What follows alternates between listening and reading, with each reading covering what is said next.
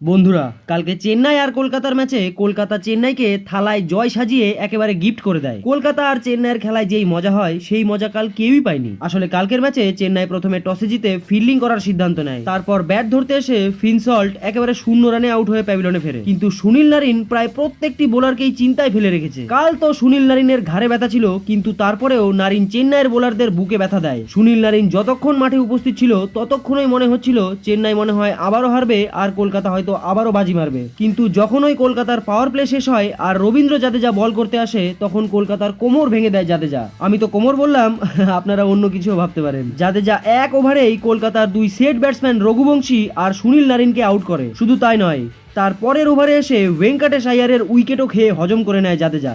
রমনদীপ সিং, শ্রেয়াস আয়ার, Andro Rasel, Rinku Singh এর মতো প্লেয়াররা কালকে কিছুই করতে পারেনি। তার উপরে আবার মুস্তাফিজুর রহমান কাল 2 উইকেট নিয়ে 9 উইকেটের সাথে পার্পল ক্যাপ মানে বেগুনি টুপির মালিক হয়ে যায়, যার ফলে কলকাতা 20 ওভারে 9 উইকেট হারিয়ে মাত্র 137 রানই করতে পারে। আর আমার মতে তো কলকাতা কালকে খুব বাজে খেলেছে। আর চেন্নাইয়ের ব্যাপারে বিশেষ কিছু বলারও নেই বন্ধুরা, কারণ 138 রানেরই টার্গেট ছিল। আর রান চেস করার সময় চেন্নাই সব সময় কলকাতার আগেই ছিল। ঋতুরাজ গায়কোয়াড় একদিক থেকে চেন্নাইয়ের জয় সামলেই রেখেছিল, আর অন্য দিক থেকে চেন্নাইয়ের অন্য ব্যাটসম্যানরা একটু ধোঁয়াধার খেলা দেখায়, যার ফলে চেন্নাই এই ম্যাচ 7 উইকেট এবং 14 বল থাকতেই জিতে নেয়।